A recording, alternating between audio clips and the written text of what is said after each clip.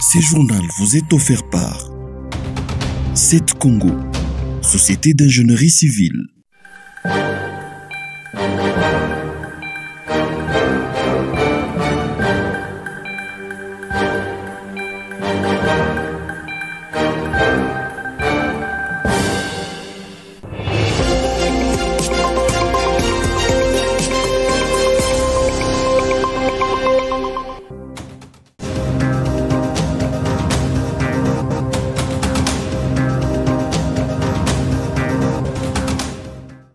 La base de la mission de l'Organisation des Nations Unies en RDC a fermé ses portes à Bukavu ce mardi 25 juin. C'est suivant la résolution 2717 du 19 décembre 2023 de l'ONU portant des engagements de la mission des Nations Unies en RDC. La cérémonie de clôture s'est déroulée en présence de Judith Suminwa, la première ministre congolaise, le vice-premier ministre en charge de l'Intérieur, ainsi que de Bintou Keïta, la chef de la MONUSCO. Cette fermeture consacre à la première phase du processus de désengagement de la MONUSCO. Bintou Keïta a souligné que le départ de la MONUSCO ne signifie pas le départ des Nations Unies de l'Est du Congo. La fermeture du bureau du Sud Kivu de la MONUSCO est l'aboutissement d'un long processus. Au fil des années, la mission s'est retirée progressivement de plusieurs provinces. Le dernier retrait était en juin 2022 de la province du Tanganyika.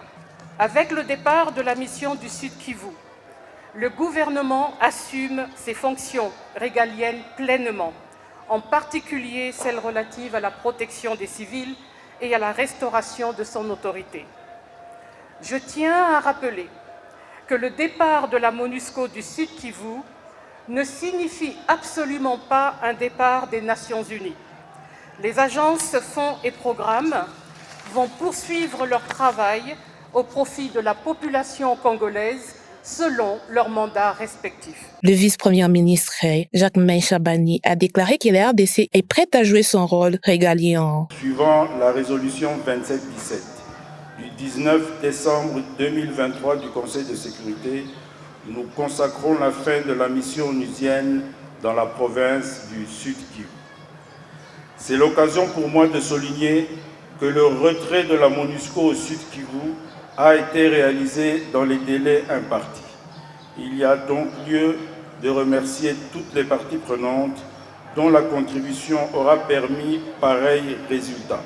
Si le désengagement concourt au transfert des bases militaires et installation de la MONUSCO aux forces de défense et sécurité nationale, la transition, quant à elle, constituera cette période pendant laquelle le gouvernement assumera pleinement les activités autrefois exercées par la mission onusienne avec l'appui des agences, fonds et programmes du système des Nations Unies.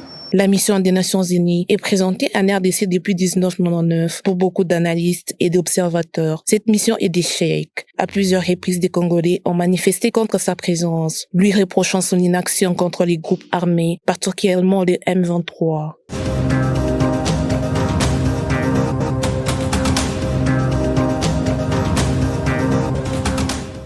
La première ministre de la RDC annonce une aide d'urgence en faveur des plus de 100 familles victimes de l'incendie du 9 au 10 juin à Bukavu. C'est ce qu'a affirmé Judith Suminwa lors de sa rencontre avec les victimes ce mardi 25 juin. Pour parer au plus pressé, la première ministre a donné une enveloppe consistante pour soulager les familles.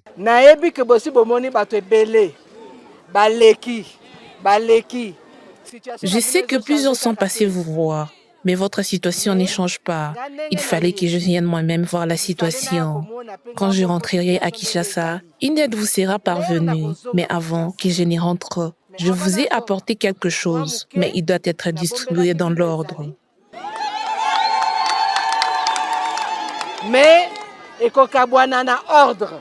Judith Suminwa a rassuré les Sud-Kivusiens de la poursuite des efforts dans la recherche de la paix et des solutions aux problèmes sociaux de la population. Nous allons continuer à soutenir nos FARDC ainsi que la PNC pour stopper et mettre hors d'état de nuire nos ennemis. En effet, la sécurité est au cœur des priorités de mon gouvernement. Nous allons aussi poursuivre les efforts de consolidation pour la gratuité de l'enseignement et assurer une meilleure qualité dans l'enseignement. Nous allons continuer le programme de gratuité des accouchements et la prise en charge des nouveau-nés avec le début de la couverture santé universelle. Après les Sud Kivu, la première ministre a mis les caps sur Goma au Nord Kivu, où elle va développer plusieurs activités.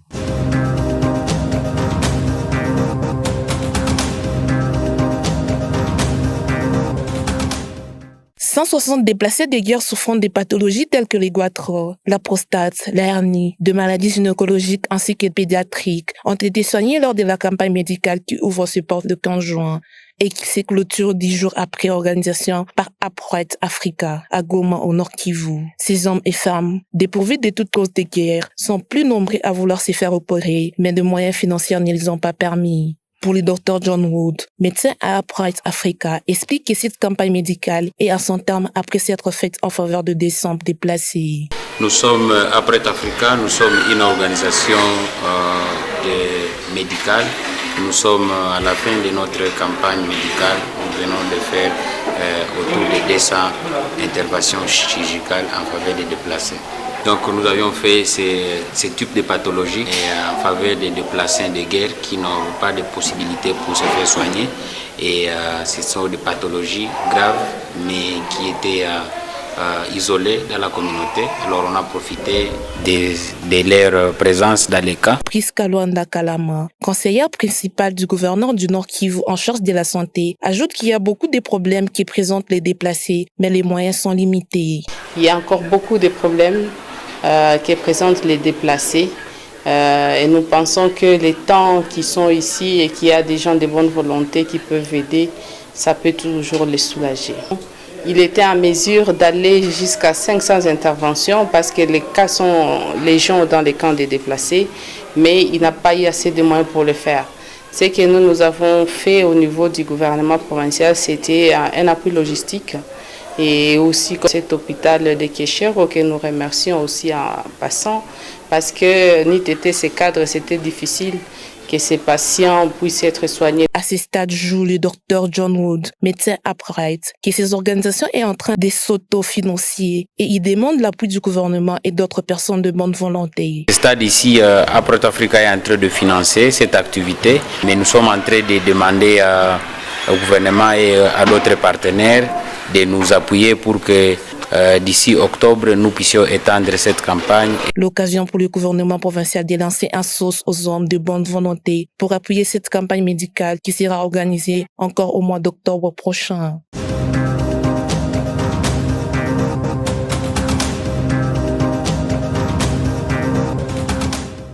Martin Kazembe Choula, vice-gouverneur de la province du Haut-Katanga, est entré en fonction. La cérémonie de remise et reprise entre Kazembe Choula, vice-gouverneur entrant, et Jean-Claude Kamfoua, vice-gouverneur sortant, a eu lieu ce mardi 25 juin au gouvernorat des provinces. Le vice-gouverneur entrant a remercié son prédécesseur pour le travail abattu au gouvernorat de la province. Il souligne être prêt à recourir à son expérience en cas de nécessité. Que la population nous fasse confiance.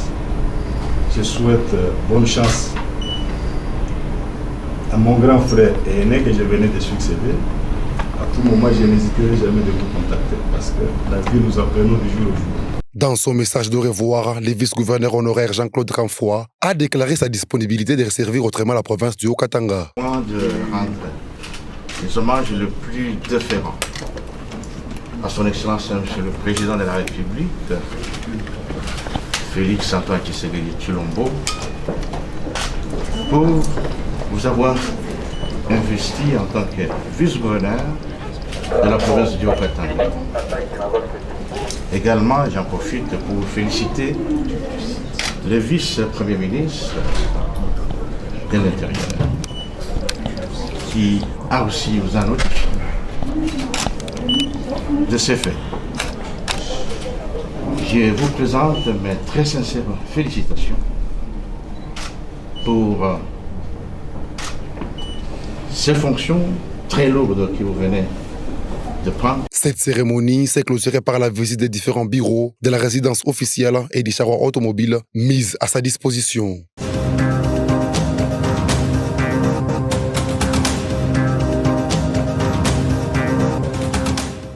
La nation congolaise tout entière célèbre chaque 24 juin de l'année la journée nationale du poisson. Pour cette 57e célébration, le thème retenu est la pêche, l'agriculture, lieu de redevance pour l'économie nationale. Cette journée est célébrée pour souligner la place primordiale de la pêche et de l'agriculture dans le développement économique et social du pays. Jean-Pierre Tshimanga, ministre de la Pêche et Élevage, affirme que des actions emblématiques ont été initiées pour accroître les capacités des pêcheurs. Grâce à l'implication personnelle de son Excellence, Monsieur le Président de la République, chef de l'État, et de la coordination de Madame la Première ministre, chef du gouvernement, des actions emblématiques ont été initiées pour accroître les capacités des pêcheurs et des pisciculteurs à fournir à la population congolaise le poisson qui est passé pour une denrée stratégique dans le quotidien du Congolais. Il s'agit, entre autres, de la dotation pour le gouvernement, des moyens de nature à booster la production nationale du poisson. Rappelons qu'il y a une certaine espèce de poisson en voie de disparition.